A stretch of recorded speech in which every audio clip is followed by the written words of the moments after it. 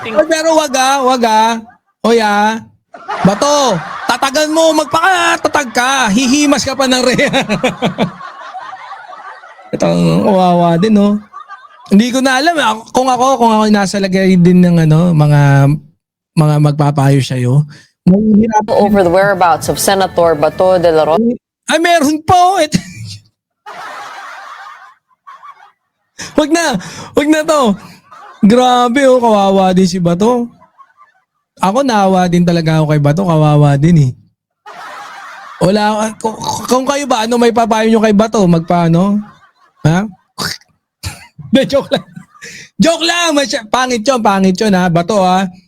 Ni sa panaginip, wag mong isipin yan. No? Labanan mo, magpakatatag ka, wag kang tatalon sa building.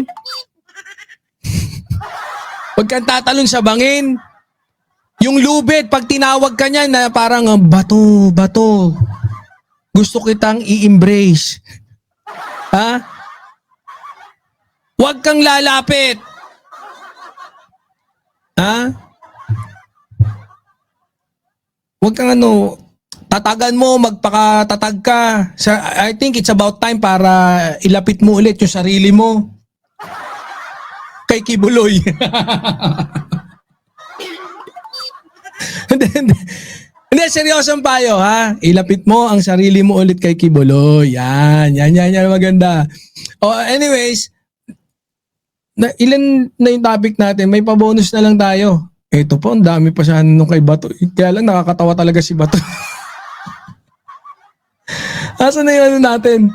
Hindi, lang to, saglit lang to. Ito kasi tuwan-tuwa ako dito sa katangahan dito ni Robin eh. Oh. Alam niyo naman, kilala niyo naman si Robin Padilla, di ba?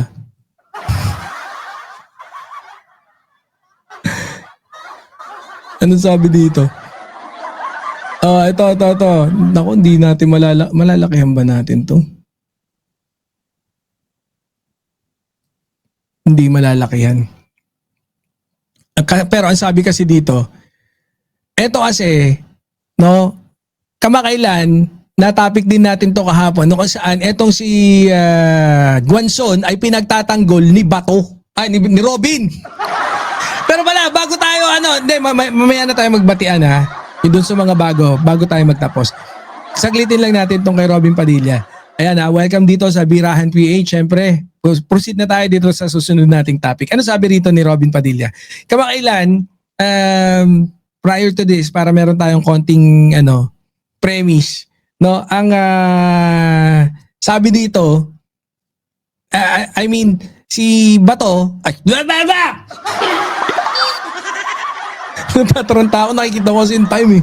Masyado ng overtime pagka So, etong si Senator Robin Padilla, pinagtatanggol si Guangzon. No, na kung marami ang medyo talagang alam natin na hindi naman ethical yung ginawa talaga ni Guangzon. Alam natin na si Guangzon, Karen na Karen. 'Di ba? At hindi yan yung unang eksena. 'Di ba? Etong nga si Bopuls nga yan. Lagi mas maganda.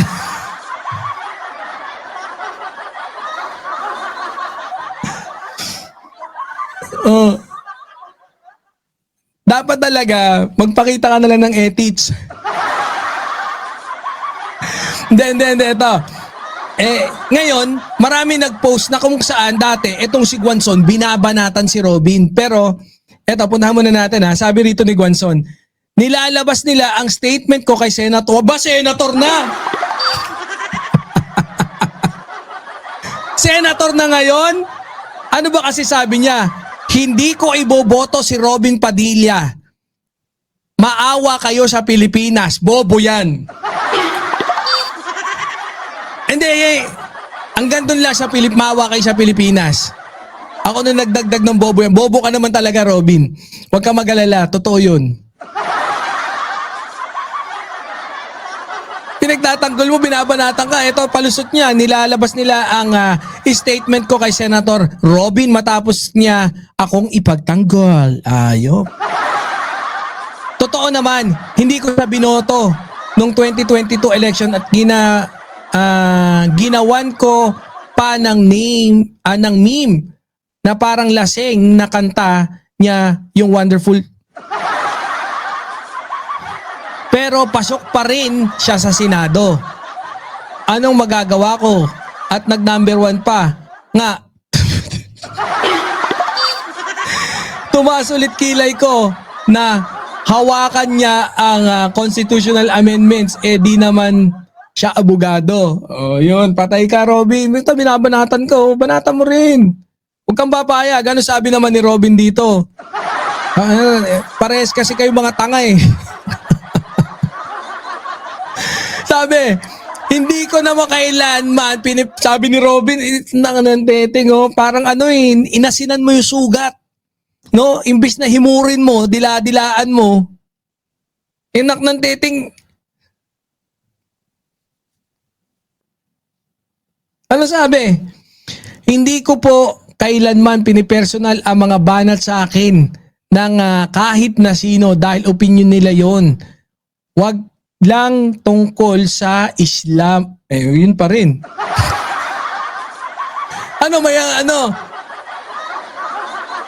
Islam ang bastusin. Iginagalang at pinagtatanggol ko po si Atty. Guanzon dahil pinakamamahal po niya. Mahal daw niya yung Pilipinas.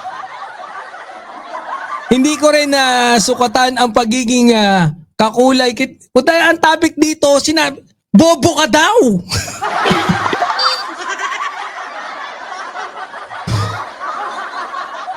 Pag naging senador ka, kawawa ang Pilipinas. Yun, hindi niya daw yun, wala lang daw sa kanya yun. Total tanga siya. Total bopol ka. Ganun ba yun? Anak ng teteng, Pinakamaganda, magpakita ka na ng ethics, pre. Para matuwa yung mga bading. Ano sabi rito?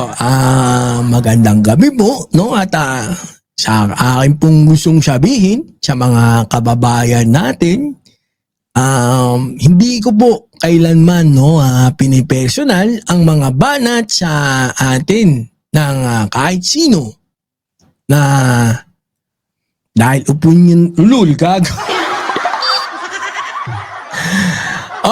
Okay na, hanggang doon na lang tayo. Ayan So, ayan po yung mga pinaka-maiinit na topic dito. No? So, mga hindi natin natalakay, i-comment nyo na lang dyan sa pagkatapos na itong live natin dyan, no? Para at least makuha natin at talakayin natin sa susunod nating live stream.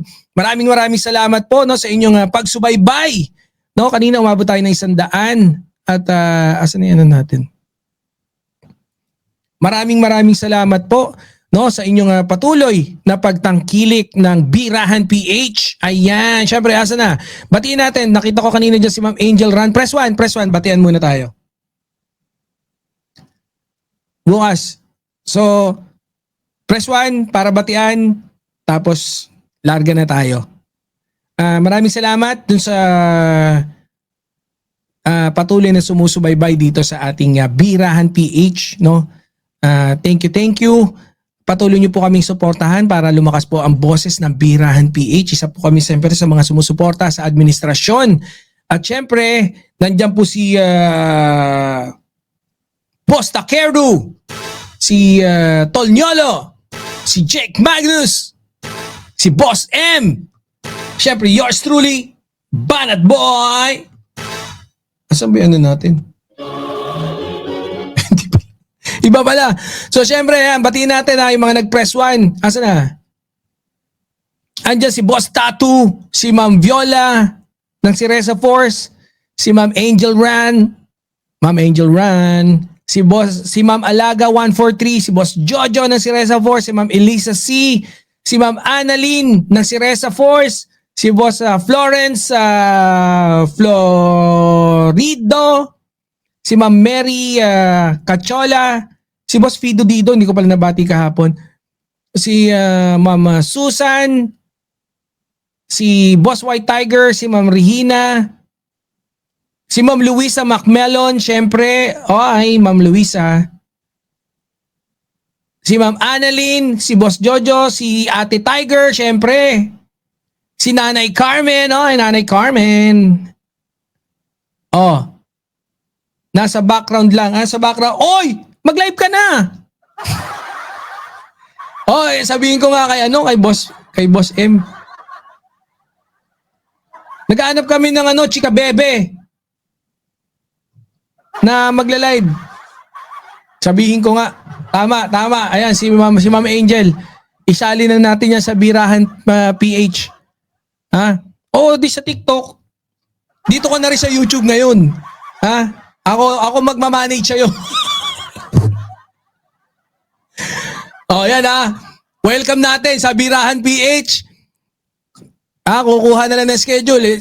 Ako bahala, sasabihin ko kay Boss M. Maraming salamat po. See you on the next live stream. Patuloy yung suportahan. Ma'am Liberty Arcega. Na-late ka pa ha.